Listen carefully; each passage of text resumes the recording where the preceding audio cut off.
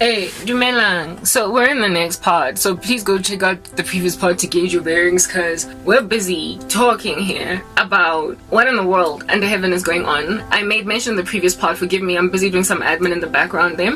That's why I'm not looking at you directly, but I will ultimately look at you.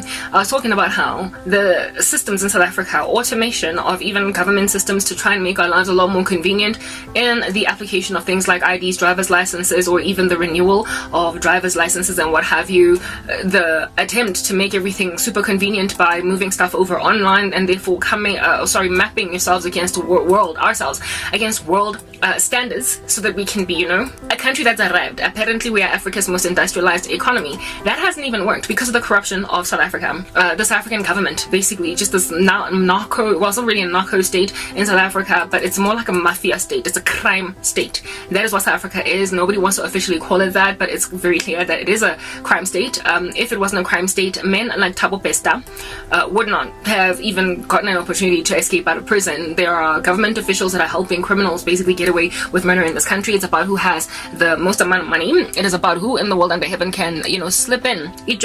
And reps who is into extortion. That is what under heaven gets people ahead in this country. If you are an honest person, you are sidelined, you are dissed, you are put to the corner, and they have a theory along the lines of, if you're running a mafia state, an honest man is not good for it. So people like Arabo who are honest are just kind of swept under the carpet, made to die, irrespective of their incredible ingenuity, how gifted they are, how therefore beneficial they potentially could be for the economy is absolutely irrelevant. And so people like me are just being withered away at, and the ramifications are working at the economy of the country. And I am grateful for that, because if what happened to me happened without there being any kind of consequences slapping the South African economy, I would be devastated and destituted with no avenue of correction, recourse, or even coming up with some kind of an argument to help South Africans perhaps potentially consider repentance, or at least recognize that. And this is what you get for bewitching the baddest and brightest workforce in your country. You are left with a crime state that's full of potholes and inefficient systems. Yes, so just like the pothole situation in the country, where in the inroads, within suburbs, there are so many potholes on our streets, and yet strangely, there are no potholes on the highway. The fact that there are no potholes on highways evidences that it is possible to get high quality roads all across the country that don't just cave in. There are no potholes on the highway because it would basically cause lots and lots of carnage, because cars are free. They're called freeways for a reason.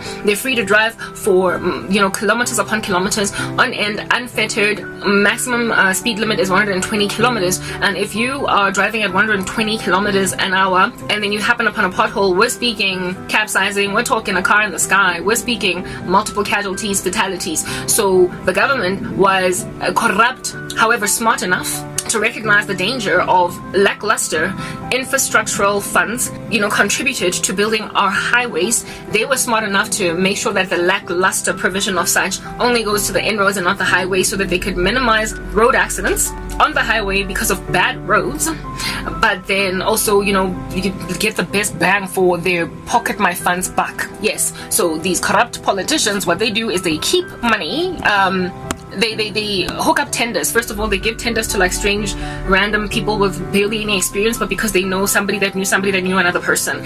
Yeah, they give businesses to people who are happy to hide things under the carpet. They fund companies that have not met quality standards, that are not the best guy or the girl for the job. Goodness, claiming even that we're running with EE laws, but sometimes it's not even about employment equity, because Africa is very largely black. So many of these tenderpreneurs are black.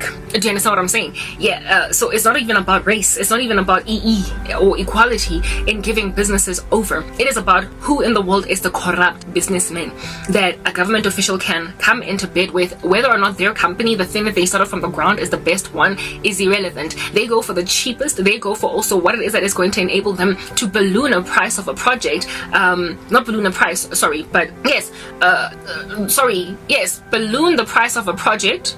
However, the actual cost of that project is less than the price that they claim it is, and then they keep the rest of the funds, meaning that very lackluster, low quality infrastructural development then is in the cards. So they build roads, highways, well, where there are no, you will never ever see a pothole on a freeway in South Africa, but you will definitely happen upon a pothole as soon as you go off ramp, as soon as you off ramp and then find yourself in the inroads of your particular neighborhood. That's where there is a street in Strubens Valley in my hood that has got so many potholes in it that you literally have to drive, and I am not exaggerating, at 5, if not just maximum 10 kilometers an hour if you're gonna rescue your car, especially if you've got a small little sedan. Do you understand? And that road has been like that ever since I can remember. I've been living in this neighborhood, guys, like since I was 22 and I'm 38. That road has had those kinds of potholes in it that whole entire time. The whole entire time. Sometimes if there are no other cars coming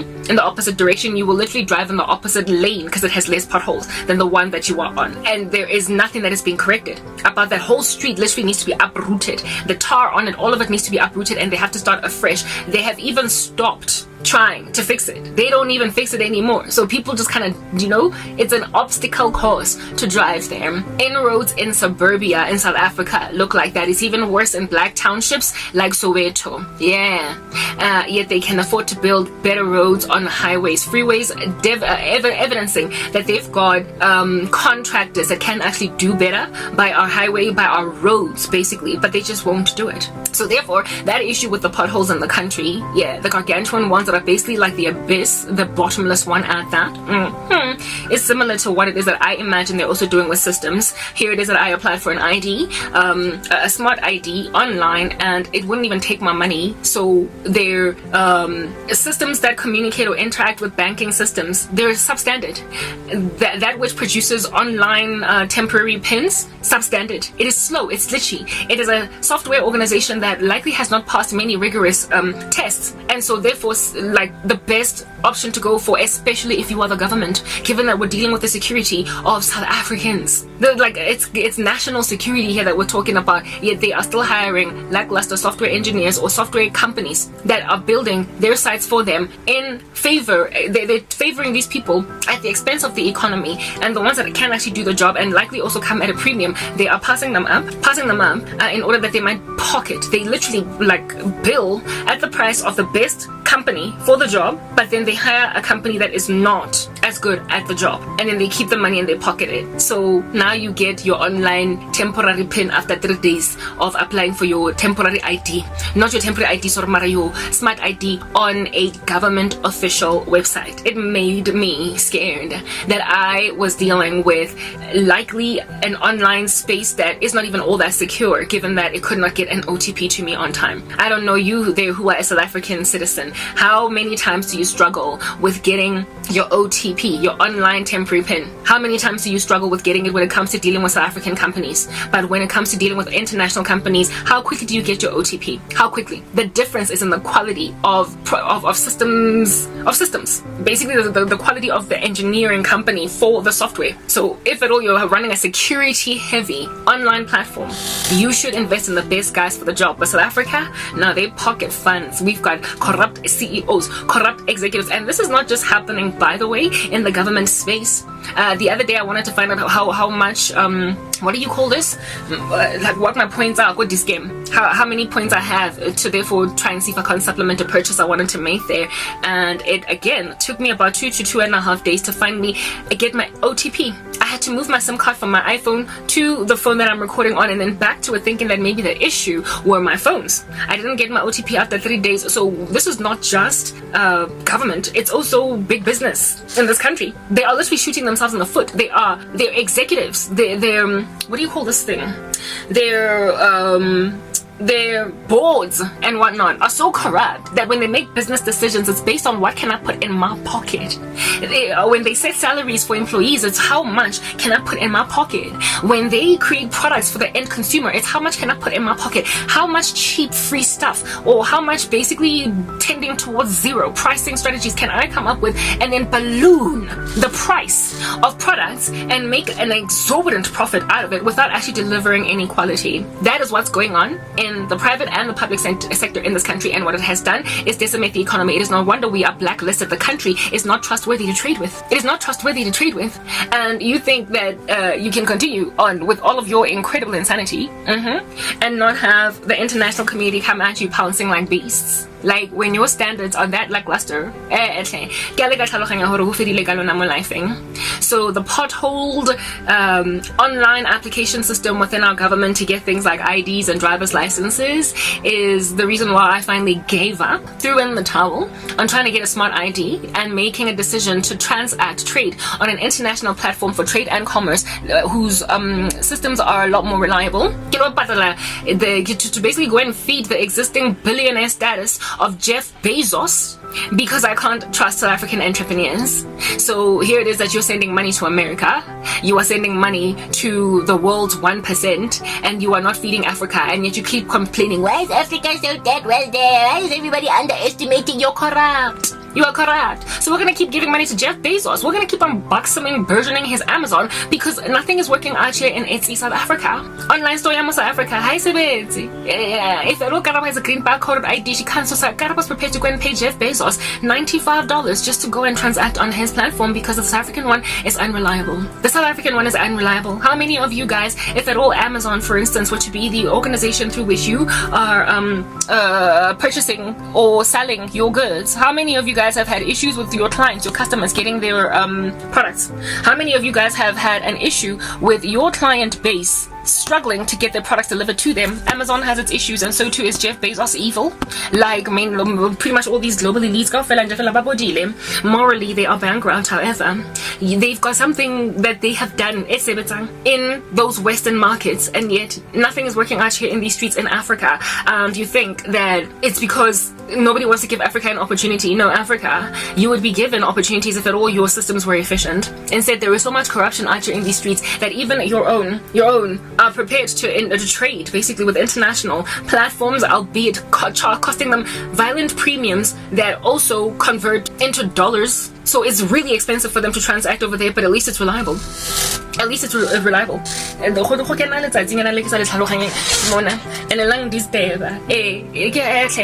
but from South Africa, like, no, we're not doing this. So if at all even your online application systems for things like IDs are inefficient, how much more than something less important than buying socks online? How much more will there be corruption in that space? How much more will there be corruption in the commercial space that is automated in places that are not as important as national security things like IDs, driver's licenses, birth certificates? How much more? How much more? The less regulation there is in an industry, the more likely there will be corruption. So therefore, absolute power corrupts absolutely. And when you give the seller, the merchant, when you give the merchant just these wide yielding powers to do whatever under heaven they want to do, even with their pricing models, trusting that people have no other options, on that day you create a predatory online or commercial space where people who really need services and goods, but who are kind of skating on thin ice when it comes to budgets, you are creating a space for them to basically be shut out of the economy altogether. You are creating an elitist, a classist society where people like Garabo can't get affordable cameras online because don't nobody care to provide for Garabo because she doesn't have much money. Let's rather provide for the person who can afford to buy a camera for 3,000 rands, and so you sell the same camera for 3 grand, which is what I have found happening on these online markets. Yes, in South Africa. However, I am going to go and change policies up in this monster because I'm going to be your boss one day, like it or not. And when that happens, you're going to be very sad. That is if you're alive. After all, the tribulation might just wipe you out. Rabo. I am never going to get listened to on this side of eternity. I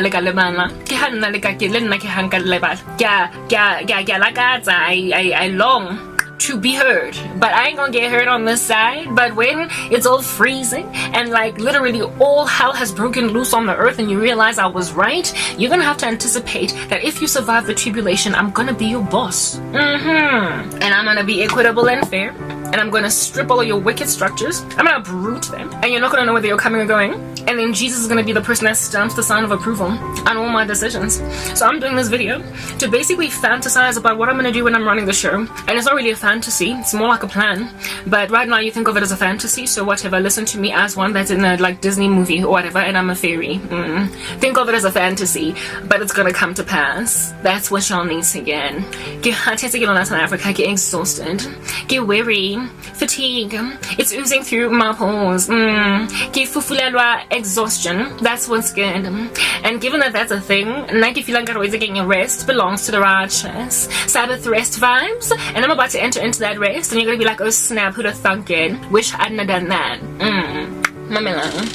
Anything, ne? I'm gonna help you understand some stuff. That's what's good. I had to go and get a refund. I wanted my camera so I don't have to deal with all of these issues. Look at this glare. Look at this glare. Just look at this glare. This is what I have to deal with. This is how I have to keep on recording my videos. And on top of that, it's like lackluster quality. And on top of that, my background sucks. Like, don't nobody like my life. But everybody's content that I should live like this. But one day I'm gonna be like, I don't care if at all you've got a little bit of cognitive dissonance now that God was your boss. Bottom line is do this, do that, and if you don't do it, well, I guess there's punishment now. We're gonna run the show. We're gonna run the show. The meek shall inherit the earth, and when we do, and the thing about when you clean something that hates Metsi, it's gonna act as if though we are oppressive, which is the reason why we've got to be so powerful, so strong, and so incorruptible, impossible basically to kill us, that whether or not you want to agree with us, you're just gonna have to run with it. You're just gonna have to run with it. There's no coming up against an incorruptible body. I'm just saying. And when Christ reigns, there will be no room for the tender prenyo tsa lona tse corrupt tse tsang tšhelete ya go aga ditrata. Ke a le ka lebala kere. Mara until then, ditrata tsona di oboma ke di-asteroid. Di o tsawa ke di-locust tse nang le difatlhego tsa di keng Scorpion, these tails and Scorpion, you know those monsters in Revelation, the bottomless pit, like random flying gangsters. Dio decimate to get Michael the Beast, have a feel anything, a kitty zombie, so Babolaya Galula, so there are heads rolling around on the floor that have been beheaded belonging to Christians. The Tratatona Dio senior, since you've got potholes all over the show, those potholes are going to become mass graves because it is written in God's word that the earth will no longer cover her slain. So I guess you're gonna have to bury them in those potholes, since they are as deep as the bottomless pit. Now, with all that being a thing, who's going to be doing the cleanup? It has to be supernatural. God has to be the one. Lang the dead bodies. Because then that's what's good. But until then, long della